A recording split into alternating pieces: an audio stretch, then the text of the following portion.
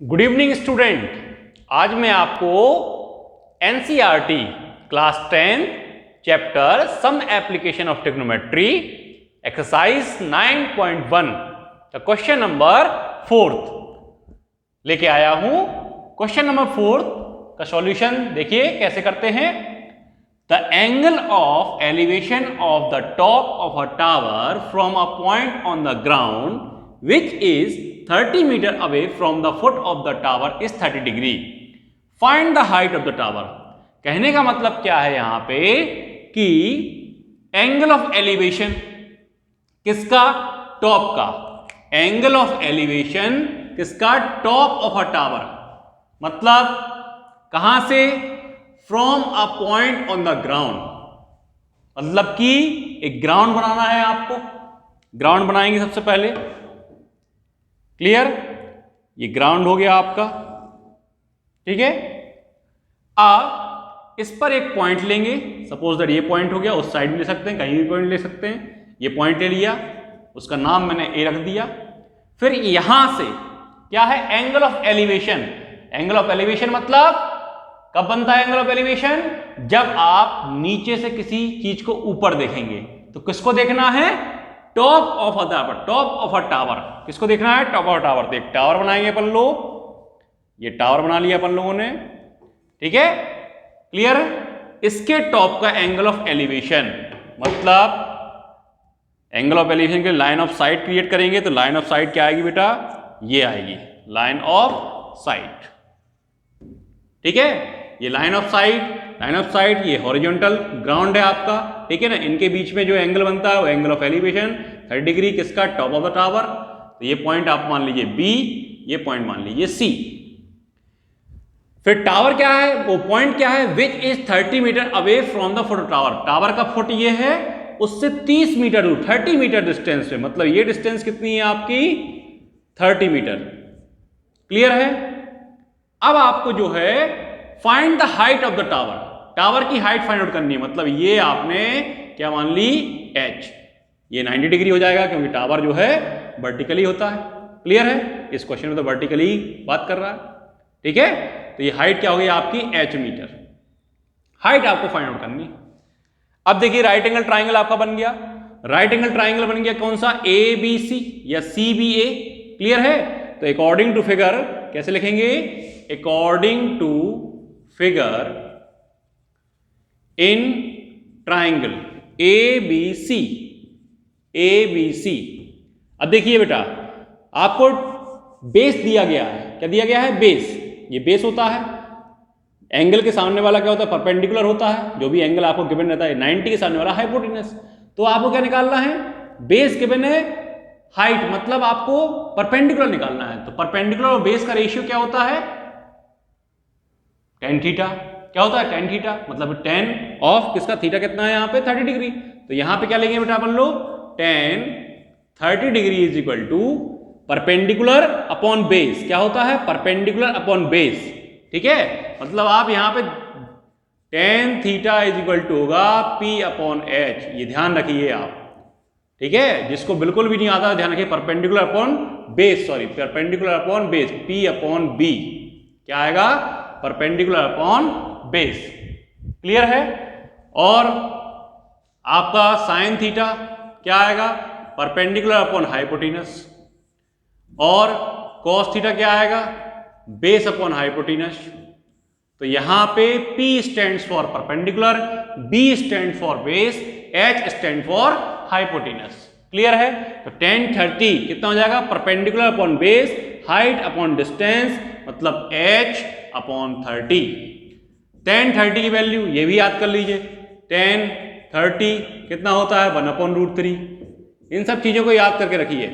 tan 60 degree √3 होता है, tan 45 degree 1 होता है। इन सब चीजों को आप याद करके रखेंगे तो ये क्वेश्चंस बहुत इजी हो जाएंगे।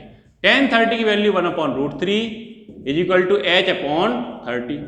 क्रॉस मल्टीप्लाई करेंगे, 30 बन जा 30 और √3 इंटू H, तो √3 इंटू H और 30 बन जा 30। अब देखिए बेटा H इक्वल टू 30 अपॉन √3 हो जाएगा। ये मल्टीप्लाई में है, कोई भी साइन नहीं है बीच में, मतलब मल्टीप्लाई।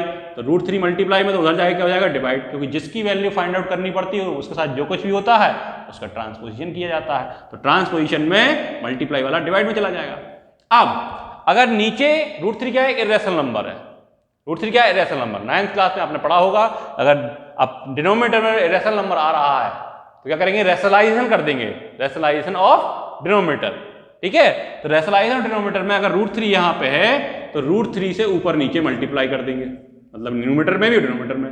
तो देखिए बेटा क्या हो जाएगा, h = 30 √3, और √3 का √3 मल्टीप्लाई करेंगे क्या आएगा, 3 हो जाएगा। कैसे, देखिए बेटा √3 × √3, इसका मतलब रूट को एक बार लिखेंगे, क्लियर है। 3 × 3 9, और 9 किसका स्क्वायर होता है, 3 का, तो √9 क्या हो जाएगा, 3, यानी कि अपॉन में 3। अब देखिए बेटा 3 बन जा 3 10 जा, यानी कि h = 10 √3 metre, height of the tower. तो यहां पे क्या लिखना पड़ेगा लास्ट में, hence height of tower = 10 √3 metre. ये आपका आंसर रहेगा। ठीक है, आई थिंक आपको समझ में आया होगा, ये क्वेश्चन बहुत इजी था। ठीक है, तो आप इसको नोट कर लीजिए, वीडियो को रोकिए और नोट कीजिए, फिर मैं आपको क्वेश्चन नंबर 5 समझाता हूं। क्लियर है, नोट कीजिए बेटा। और ये साइड वाली वैल्यूज माइंड में जरूर फीड कीजिए, क्योंकि बहुत ज्यादा यूज में आता है। सबसे ज्यादा 10 तो आपको देखनी है। 10 क्या होता है, परपेंडिकुलर अपॉन बेस। क्लियर है, इस तरीके से आप ये वैल्यूज तो याद कीजिए। ठीक है,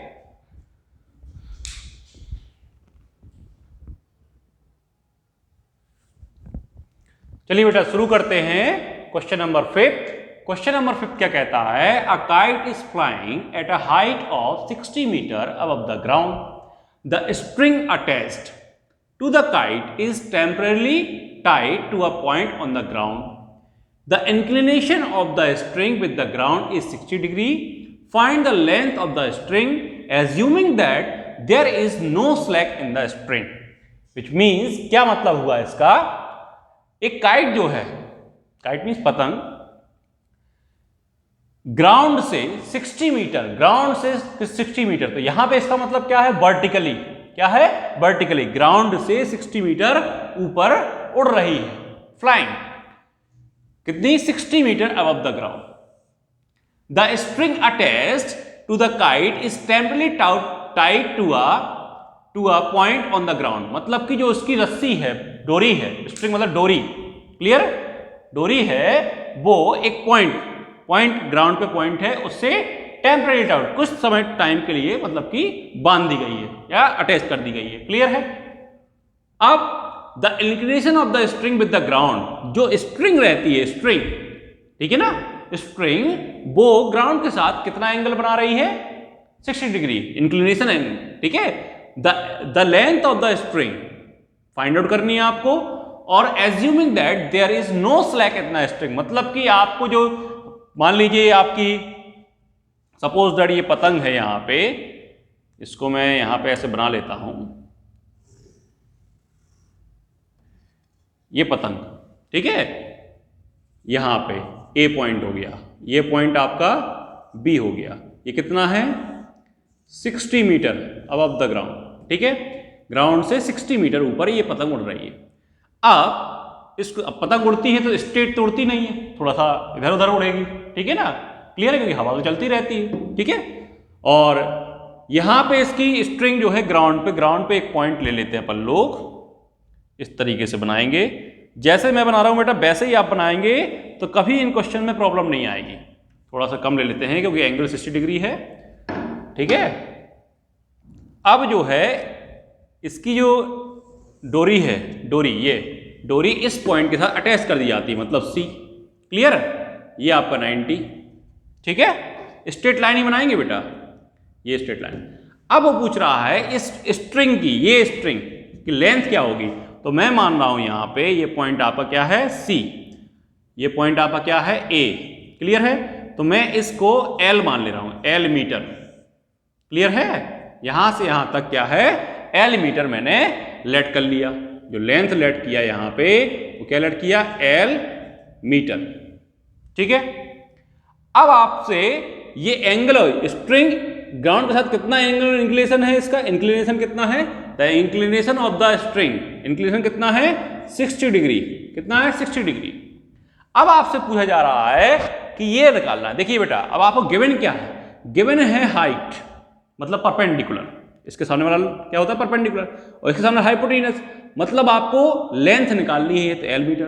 तो परपेंडिकुलर एंड हाइपोटेनस, तो परपेंडिकुलर और हाइपोटेनस का रेशियो क्या होता है, मैंने बताया था साइन थीटा, क्या होता है साइन थीटा। क्लियर है? तो यहां पे क्या लिखेंगे, according to figure, according to figure. अब आप क्या करेंगे बेटा, इन ट्राइंगल, कौन सा ट्राइंगल लेंगे आप, A B C, A B C या सी बी ए, जो भी आपको लिखना है, ठीक है ना। इसमें आप क्या अप्लाई करेंगे, साइन, क्योंकि अपन को दो परपेंडिकुलर और हाइपोटेनस रिलेशन की बात कर रहा है, यानी कि साइन। ये पहचानना बहुत जरूरी है, क्या गिवन है, क्या फाइंड आउट करना है, उन दोनों के बीच में क्या रिलेशन है, तो कौन सा आप ट्रिग्नोमेट्रिकल रेशियो यूज करेंगे, टेन करेंगे, साइन करेंगे, कॉस करेंगे, ये डिपेंड आपके ऊपर करता है। अगर वो ये डिस्टेंस पूछता तो टेन यूज करते, क्योंकि ये गिवन था, ये तो परपेंडिकुलर और बेस का रेशियो क्या होता है 10। क्लियर? लेकिन यहां पे साइन, तो sine 60 is equal to perpendicular कितना है 60 अपॉन हाइपोटेनस कितना है L, कितना है L। तो यहां पे साइन 60, अब देखिए बेटा, मैंने 10 30 10 60 10 45 की वैल्यू दी थी आपको, साइन 60 की वैल्यू याद करवाना है। साइन 60 की वैल्यू देखिए क्या होती है, मैं लिख दे रहा हूं, आप नोट कर लीजिए। यहां पे देखिए बेटा, साइन 30 होता है 1/2, साइन 45 डिग्री कितना होता है 1/√2, एंड साइन 60 डिग्री जो होता है वो क्या होता है √3/2। इसी तरीके से कॉस की बात करें, जो साइन 60 की वैल्यू होती है बेटा वो क्या होती है कॉस 30 की वैल्यू होती है, जो साइन 45 की वही कॉस 45 की वैल्यू होती है, और जो साइन 30 की वैल्यू होती है वही कॉस 60 की वैल्यू होती है। ये आपको ध्यान रखना है, ठीक है ना। और 10 का मैंने लिख दिया है आपको, ठीक है। ये माइंड में हमेशा रखा करें, क्योंकि इस चैप्टर में ये सब चीजें आपको आनी चाहिए। तो sine 60 degree equal to perpendicular यानी कि 60, हाइपोटेनस यानी कि L। क्लियर है? हमेशा 90 के सामने वाली हाइपोटेनस, जो एंगल गिवन होता है उसके सामने वाली हमेशा परपेंडिकुलर, ये जो है आपका बेस, ठीक है। तो ये आपका हो गया। तो साइन 60 की वैल्यू √3/2 60/L। अब देखिए बेटा, क्रॉस मल्टीप्लाई करेंगे तो √3 इंटू एल, देखिए बेटा √3 इंटू एल करेंगे तो √3L इक्वल टू 2 इंटू 60 कितना हो जाएगा 120। ये ध्यान रखना, क्रॉस मल्टीप्लाई। अब L इक्वल टू 120/√3। अभी मैंने आपको बताया था, क्या बताया था, कि अगर अपॉन में √3 आ रहा तो रेशनलाइजेशन कर देंगे। क्या कर देंगे? रेशनलाइजेशन, क्योंकि इरेशनल नंबर है, तो रेशनलाइजेशन करने के लिए √3 से ऊपर नीचे मल्टीप्लाई कर देंगे। क्या कर देंगे? मल्टीप्लाई। अब देखिए बेटा, यहां पे 120 √3 हो जाएगा, √3 इंटू √3 बताया कितना होता है 3। ये हमेशा माइंड में ही रखिए, क्या तो 3, तो 3 1 जा 3 4 जा 40। तो L की वैल्यू आई 40√3, मतलब कि 40√3 मीटर। और आपको हेंस लिख देना है, hence length of the string is equal to 40√3 metre, और ये आपका आंसर। क्लियर है? इस तरीके से आप क्वेश्चंस करेंगे तो आपको full out of full marks मिलेंगे। ओके बेटा, इसको आप नोट कीजिए, वीडियो को रोकिए, नोट कीजिए, इनको आप ध्यान से लिख लीजिए। चलो मैं आपको जो है वैल्यूज सिखा देता हूं। अगर आपको किसी की भी वैल्यू याद नहीं है तो कैसे करेंगे यार, देखिए बेटा, आप स्टार्ट कीजिए। देखिए यहां पे सबसे ज्यादा जो होता है 30 45 और 60, 30 45 और 60 ये यूज में आता है। तो देखिए बेटा, आपको स्टार्ट करना है कहां से 1/4 से, √1/4, फिर 2/4, फिर √3/4। ये वैल्यूज आपने लिख ली, 1 2 3/4 लिखना है। करते तो 0 से स्टार्ट है, लेकिन अपन को 30 45 और 60 देखना है। तो ये 30 डिग्री हो गया, ये 45 डिग्री हो गया, ये 60 डिग्री हो गया। किसका? साइन। यहां साइन थीटा, थीटा के प्लेस पे आ जाएगा। क्लियर है? तो 1/4 की वैल्यू, इसको आप कैलकुलेट कर लीजिए। तो 1 का रूट क्या होता है 1 होता है, और 4 का रूट क्या हो जाएगा 2। अब ये 2 1 जा 2 2 जा, तो क्या हो जाएगा 1 का रूट 1 और 2 का रूट 1/√2, मतलब कि 2 का रूट निकालेंगे तो √2, तो 1/√2 आ गया। इसका 3 का रूट क्या होगा √3, और 4 का रूट क्या हो जाएगा 2। तो ये वैल्यू किसकी आ गई? साइन की। क्लियर है बेटा? ये किसकी वैल्यू आ गई? साइन की। आ गई साइन की वैल्यू। तो ये साइन की वैल्यू आ गई, साइन 30, साइन 45, साइन 60। अब बेटा क्या करेंगे यहाँ पे, अगर आपको कॉज निकालना हो तो इनको इंटरचेंज करेंगे, ये इधर पहुंचा देंगे और ये इसको इधर पहुंचा देंगे और ये एज इट इज रखेंगे सेम टू सेम। क्लियर है। अब टेन थीटा निकालना है तो टेन थीटा का मतलब क्या होता है बेटा, आपने पढ़ा होगा, tan theta is equal to होता है sine theta upon cos theta. ये वैल्यू होती है tan theta equal to sine theta upon cos theta. इसको इससे डिवाइड कीजिए, देखिए 2 1/2 से √3/2 से 2 कैंसिल, 1 क्या आया √3। इसको सेम वैल्यू में डिवाइड करेंगे तो 1 आएगा, इसको डिवाइड करेंगे 2 से 2 कैंसिल, √3/1 मतलब √3। तो ये आप याद कर लीजिए, आपके सारे क्वेश्चन सॉल्व हो जाएंगे। क्लियर है बेटा, इसको नोट कीजिए अच्छी तरीके से और याद कर लीजिए। मैं इसको ऐसे कीजिए दे रहा हूं, ये सॉरी ये इस तरीके से आप याद कर लीजिए। क्लियर। और इंटरचेंज किसको करना था आपको, 30 और 60 वाले को, यहाँ पे इसके साइन और कॉज में। क्लियर है, 1/2 यहाँ 1/2 यहाँ, √3/2 इस चीज को ध्यान रखिए। आप वीडियो को रोकिए और नोट कर लीजिए।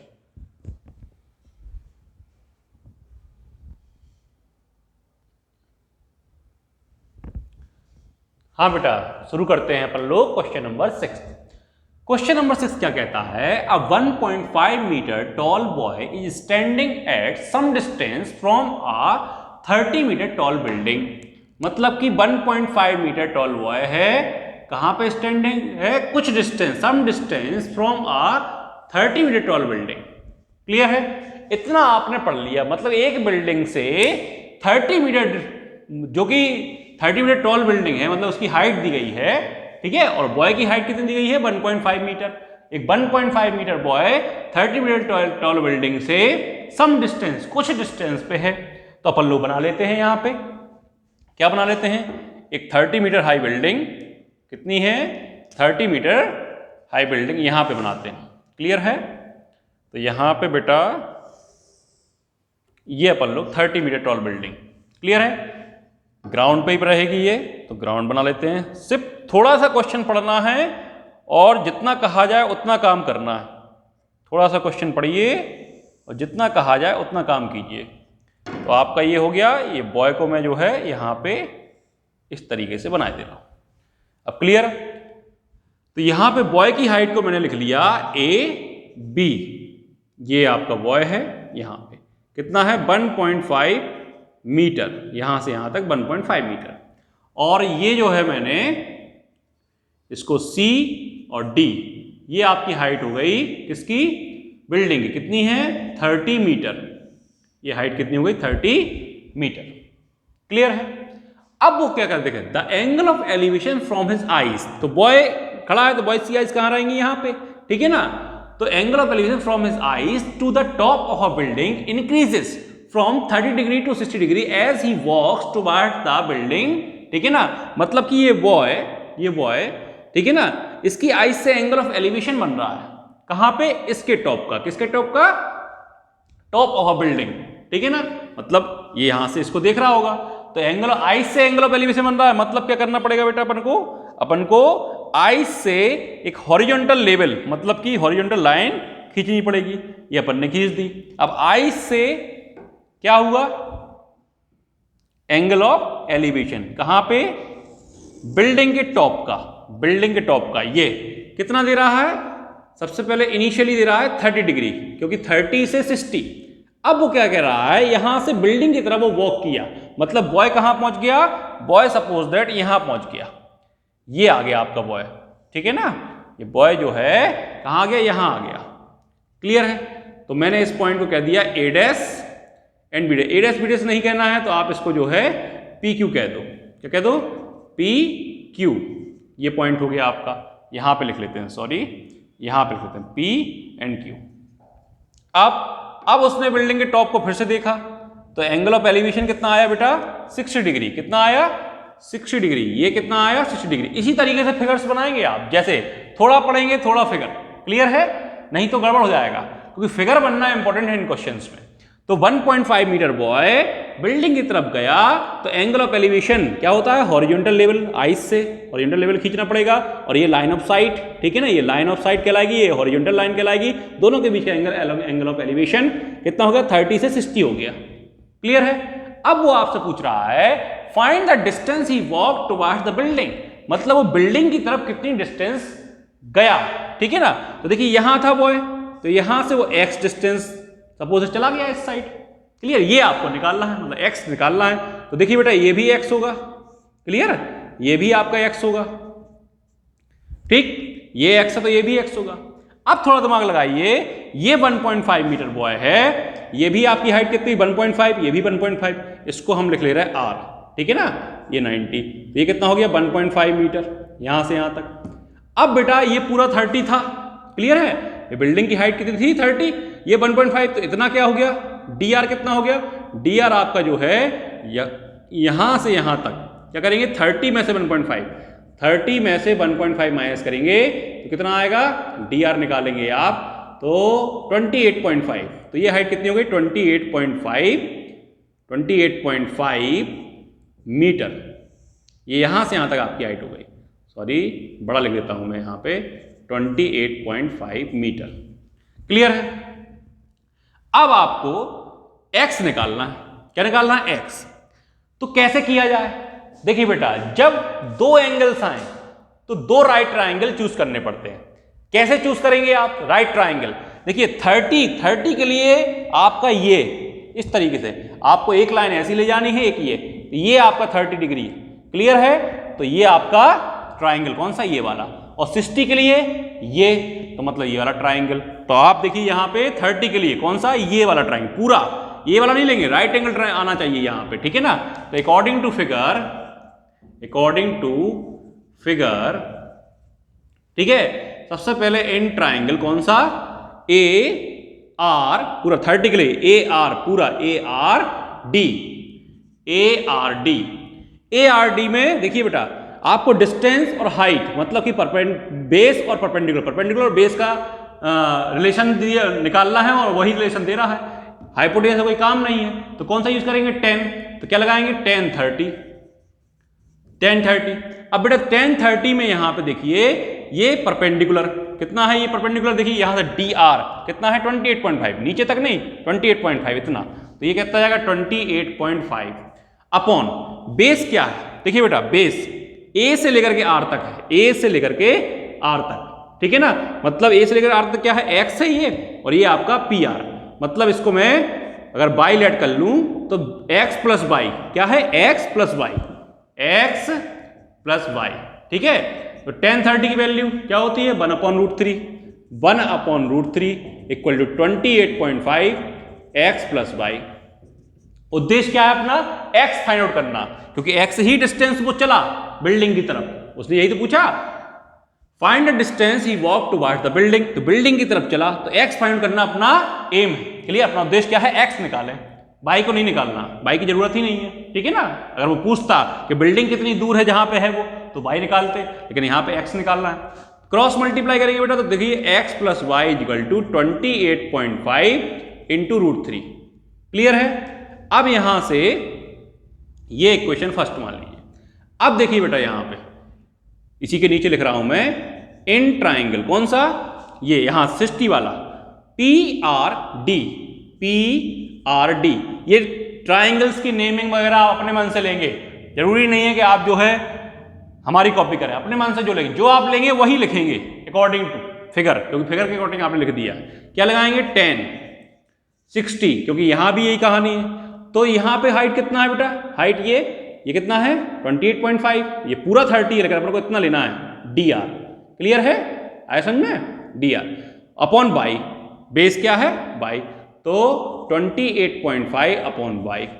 अब देखिए बेटा 10 60 की वैल्यू क्या होती लिखी हुई है √3, याद कर लीजिए आप, मुझे तो याद है। अब क्रॉस मल्टीप्लाई करेंगे, तो क्रॉस मल्टीप्लाई यहां पे कर रहा हूं, तो y इंटू √3 क्या हो जाएगा बेटा, √3y इक्वल टू 28.5। अब देखिए बेटा y इक्वल टू 28.5 अपॉन क्या हो जाएगा √3, ये अपॉन में चला जाएगा, y की वैल्यू आपकी आ गई, क्लियर है, y की वैल्यू आ गई। अब y की वैल्यू कहां प्लेस करनी है आपको, क्योंकि x निकालना है तो y यहां से हटाना पड़ेगा फर्स्ट इक्वेशन में, तो अपन लिखेंगे फ्रॉम इक्वेशन फर्स्ट इक्वेशन क्या कहती है x प्लस वाई, तो x प्लस वाई की value 28.5 upon √3 is equal to यहां पे क्या है 28.5 रूट 3। देखिए बेटा अब यहाँ पे हमको x निकालना है तो हम इसको उस साइड भेज देंगे। क्लियर है? तो x is equal to 28.5 root 3 minus हो जाएगा 28.5 अपॉन रूट 3। क्लियर है? अब इस कैलकुलेशन को आपको समझना है, ठीक है ना? तो देखिए बेटा यहाँ इक्वल 28.5 दोनों में है तो 28.5 को मैं कॉमन निकाल लूंगा। क्या बचेगा? Root 3 minus 1 upon root 3। अब देखिए 28.5 यहाँ पे, जब यहाँ पे कुछ नहीं हो अपॉन में, डिनोमिनेटर में कुछ नहीं हो, तो डायरेक्ट इसका जो डिनोमिनेटर होगा वो लिख देंगे रूट 3, या फिर आप 1 मान लीजिए तो इसका मल्टीप्लाई इसमें, इसका मल्टीप्लाई इसमें, मतलब कि क्रॉस मल्टीप्लाई करेंगे और यहाँ जो नीचे का नीचे तो 1 into root 3 root 3, root 3 into root 3 अभी बताया था 3 आएगा, और 1 इंटू 1 क्या हो जाएगा? ये। क्लियर है? रूट 3 माइनस क्या हो जाएगा? देखिए 1 into root 3 root 3, root 3 into root 3 3, 1 into 1 1। Clear है? तो क्या आई कहानी बेटा यहाँ पे? इसको यहाँ पे लिख दे रखो फर्स्ट। यहाँ पे कहानी आएगी 28.5 into 2 upon root 3, 28.5 into 2 upon root 3। Clear है? अब देखिए ये आ गया। अब मैंने कहा था अपॉन जो डिनोमिनेटर रूट 3 नहीं रहना चाहिए क्योंकि ये रेशनल नंबर है, रेशनलाइजेशन कर देंगे। तो देखिए बेटा यहाँ पे रूट 3 से ऊपर नीचे मल्टीप्लाई, तो देखिए 28.5 का 2 में मल्टीप्लाई करेंगे, कितना जाएगा? 2 5 या 10 0, और 28 2 जा कितना होता है? 56 एंड 1 57। क्लियर है? तो यहाँ पे 57 आएगा, इसका इससे मल्टीप्लाई करेंगे, और रूट 3 इंटू रूट 3 3 बन जा, 3 बन जा, और 3 9 जा, यानी कि आपका जो x आया वो क्या आया? 19 रूट 3 मीटर। क्या आया? 19 रूट 3 मीटर बेटा, ये आपका आंसर। तो इस क्वेश्चन में थोड़ा सा दिमाग लगाना है आपको, ये सॉल्यूशन है। क्लियर है? क्या दिमाग लगाना है कि आपको ये हाइट जो लेनी है, आई से आपको हॉरिजॉन्टल लाइन खींचनी है, और हाइट जो है आपको कम कर देनी है 1.5, क्योंकि इतनी ही हाइट की जरूरत है, जितना एंगल रहता है उतनी ही हाइट की जरूरत रहती है। क्लियर है बेटा? तो आई थिंक आपको समझ में आया होगा, और मैं ये अगर आपको मेरा समझाने का तरीका आपको अच्छा लग रहा है तो प्लीज वीडियो को लाइक कीजिए, और जो भी बच्चे पढ़ने वाले हैं उनको वीडियो ये पहुंचाइए, शेयर कीजिए, और मेरे चैनल को सब्सक्राइब कर लीजिए, बेल आइकन का बटन दबा दीजिए, जिससे कि आपको आने वाले नोटिफिकेशंस आपको मिलते रहें और आप अच्छे से पढ़ाई कर पाएं। थैंक यू बेटा। क्लियर? वीडियो को रोकिए और नोट जरूर कीजिए।